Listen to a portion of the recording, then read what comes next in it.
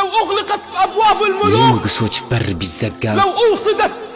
أبواب الأغنياء የሀብታሞች በር ብትዘጋም يبقى الباب الوحيد الذي لا يوصد هو باب አንድ الله የማይዘጋ በር ይቀራል የአላህ በር يا حبيب ምን አይነት ውዴታ ነው الله لا ينسى دمعتك في الليل لا አላህ ينساها. የሌሊት እንባህን አይረሳም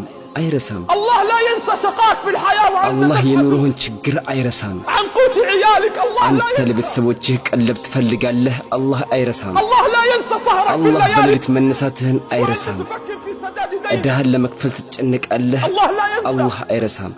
الناس تنسى ሰዎች ይረሳሉ قد تنام مهموم ደክሞህ ትተኛለህ وجارك لا يعرف من أنت ولا يعرف بماذا تفكر لكن ጎረቤቶችህ الله ማን يعرف እንደሆንክ ምን እንደምታስብ አያውቁም ነገር ግን አላህ ያውቃል ولكن الله ነገር يعرف ግን አላህ ያውቃል ينام الظالمون በዳዮች ይተኛሉ ينام الأغنياء ሀብታሞች ይተኛሉ ينام السارقون في المنام ሌባዎችም ይተኛሉ ደስ ይያላቸው وأنت تنام على ضيق አንተ وعلى ግን ضجر በጭንቀት ትተኛለህ እየከፋ لكن من الذي ነገር يرى ግን ማን ነው የሚያየው ومن الذي ማን يعلم ነው የሚያውቀው إنه الله አላህ ነው والله سبحانه وتعالى አላህ سيجيب Subhanahu Wa Ta'ala ይመልስልሃል سيعطيك ይሰጣል سيدهشك بالعطاء በመስጠት ያስገርምሃል الله معك አላህ ካንተ ጋር ነው الله معك አላህ ካንተ ጋር ነው الله معك فلا አላህ تحزن ካንተ ጋር ነው አትዘን شعارك لا تحزن ልፈክርህ አትዘን لا تحزن إن الله አትዘን معنا አላህ ከኛ ጋር ነው عليك أن تعلم أن الله ما خلق الحزن ልታውቀው إلا ይገባል لأجل አላህ መከፋትን አልፈጠረም ለማስደሰት ቢሆን እንጂ ما غاية خلق الحزن أن መከፋት يأتي ለምን الفرج ተፈጠረ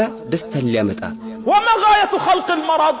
أن يأتي በሽታ الشفاء ለምን ተፈጠረ መደል ሊያመጣልህ وما غاية خلق الفقر أن يأتي الغنى ድህነት ለምን ተፈጠረ ክብረትን ሊያመጣልህ وإلا لماذا جاء ጨለማስ الظلام ለምንድን ነው የመጣው إلا لأن يأتي الفجر ንጋትን ሊያመጣልን ካልሆነ الذين أتعبهم الوقوف على أبواب እነዚያ الأغنياء በሀብታሞች ደጃፍ መቆም የደከማቸው هل من طالب حاجة فاقضيها له؟ እንዲፈጸምልህ የምትፈልገው ጉዳይ አለ يا من أتعبك الوقوف على أبواب አንተ الملوك በሀብታሞች ደጃፍ መቆም የሰለችህ الله يناديك كل አላህ ليلة በየሌሊቱ ይጠራሃል هل من طالب حاجة فاقضيها له؟ እንዲፈጸምልህ የምትፈልገው ጉዳይ አለ إن كنت مؤمنا موحدا በአላህ بالله አንድነት የምታምን ከሆንክ الله لا يضيق عليك الحياة አላህ كرها. በአንተ ላይ ኑሮህን አያከብድም ጠንካ ولكن الله سبحانه ነገር وتعالى ግን አላህ Subhanahu Wa Ta'ala يريد أن يربيك وأن يربيني وأن ሊፈትንህ يروضك. ሊፈትነኝ ሊያጓጓን ይፈልጋል الآن الوالد ለምሳሌ አባት هل يضرب ابنه كرها أم ልጁን حبا؟ የሚመታው ከጥላቻ ነው ወይስ ከፍቅር يضربه حبا. ወዶት ነው የሚመታው والمدرس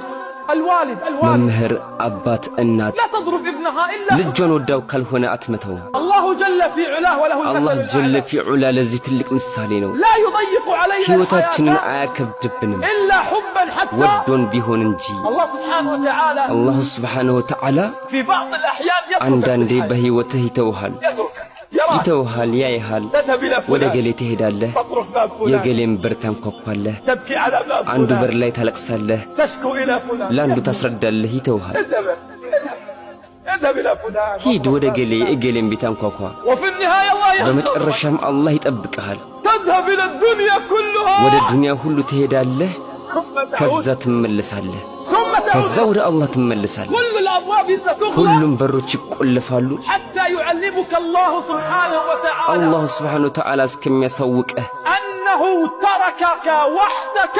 ليكسرك እሱ وحدك ብቻህን ተወህ ብቻውን ሊረዳህ الله تركك وحدك አላህ ብቻህን ተወህ ብቻውን ሊረዳህ